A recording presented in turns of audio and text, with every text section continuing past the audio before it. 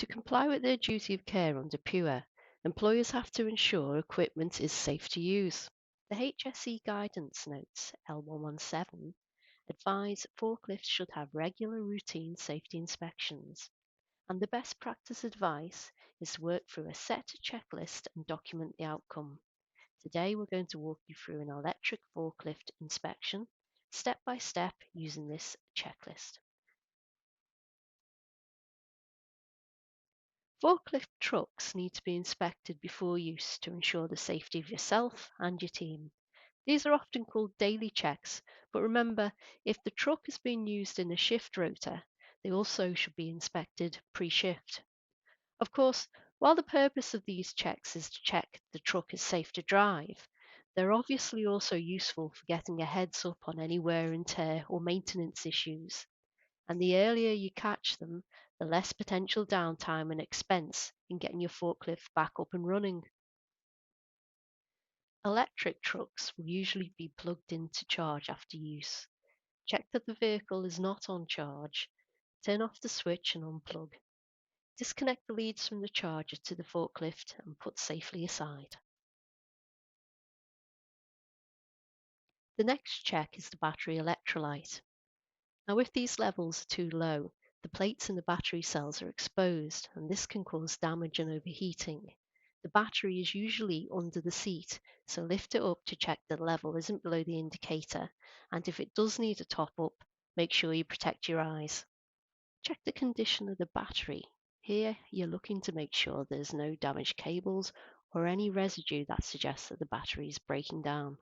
Look for signs of overheating, such as melted plastic, as well as the battery. Check that the battery retention device, i.e. the casing that keeps the battery in place, is also in good repair. The checklist that we're working with actually covers electric and gas-powered vehicles, but the forklift we're looking at today is electric, so we'll simply mark the gas-powered checks as non-applicable and move on. This next set of checks is all about load safety, and here we're checking anything that comes into contact with or that actually moves the load. Check for cracks or damage on the metal fork, and make sure the fork arms are flat and level and there's no signs of stress such as bends in the metal. Any snags or dents could cause issues by catching when we try and come out of the load. Now move on to the carriage, looking for any damage that could restrict the movement of the fork.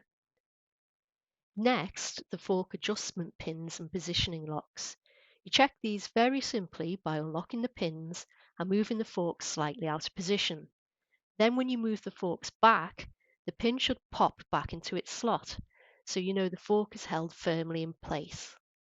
This truck hasn't got one, but if your truck has a load guard, sometimes called a load backrest, it will protect the hydraulics and various moving parts and the driver, so check it isn't damaged, cracked or bent, and also check that the mast rollers can move freely with no restrictions. The lift chains and pulleys take the full weight of the load on the forks. Damaged chains will cause the load to be unsafe or fall down, so it's really important to make sure there's no broken or worn links. The capacity plate is usually located somewhere clearly visible near the seat and the steering wheel. This tells you the maximum load weight and length, so make sure you can read it clearly so you know what parameters you're working within. This will help avoid any dangerous overloading. Remember, if your truck has special attachments, such as prongs or grippers, check that these are all intact and there's no damage. This particular truck has got solid rubber tyres, so we're just checking for damage like chunking, tearing, cracking or flat spots. As a general rule, when there's less than 1 inch from the lettering to the top of the tyre, it's time for a new one. And most tyres will have a safety line built into the side, and that also tells you when it's time to change. Of course, with solid rubber tyres, you don't need to check the pressure. With pneumatic tyres, the recommended pressure can change from truck to truck, so check it out in your manual. Moving down the list, we've got a number of fluid and lubricant checks: fuel, water, brake fluid, engine transmission and hydraulic oil. Again, these aren't applicable to every truck, especially electric models like our one today.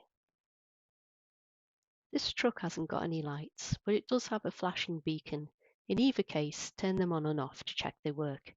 And a quick tip, when you're checking your rear lights, do it when the truck's backed up to a wall, so you can see the reflection and not need to get out the cab.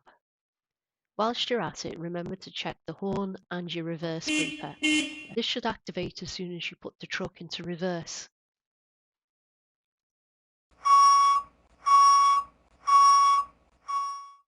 Next, we're checking out the hydraulics to make sure the forks operate smoothly and have got a full range of movement.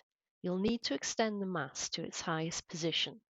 Once it's there, leave it there for about 10 seconds and then try and raise it. If it does move upwards at all, that means there's some droppage, and that could indicate that the oil needs topping up or there could be a leak in the system. Then you can lower the forks, tilt them forward and back,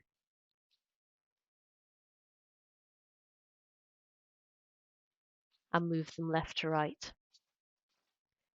And to really belt and brace it, move the forks up and down again, and this time check for leaks or tears in the pipes. Finally, we need to check that the driving setup is okay. So check your seats are set in the right position for you, so you can reach the pedals and have good all-around visibility. Try out the steering gear whilst in motion, as dry steering can cause tyre flat spots. This truck hasn't got any mirrors, but if you've got them, check them.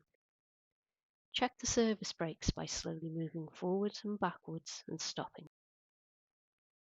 By this point, you should have already spotted any problem with the parking brake, but just to be sure, apply it and check the truck holds its position. The seat belt and the overguard are both there to protect you, so check that the belt clips securely in place and there's no visible damage to the guard. It's useful to document the inspection process so you know that the inspections are being done and you have a record that you can refer back to. The inspection checklist that we've used here doubles as a pass or fail notice. It's printed on the reverse of the checklist and you simply tear it out, fold it and display it in its high-vis wallet. So now you can easily see if there's any issue and you know whether the truck is or isn't safe to drive. So that brings us to the end of our pre-use safety check, and we hope it was useful. Remember, if in doubt, always refer back to the manufacturer's advice. And if you'd like any more information on the checklist system we've used today, visit the SG World website. Thank you.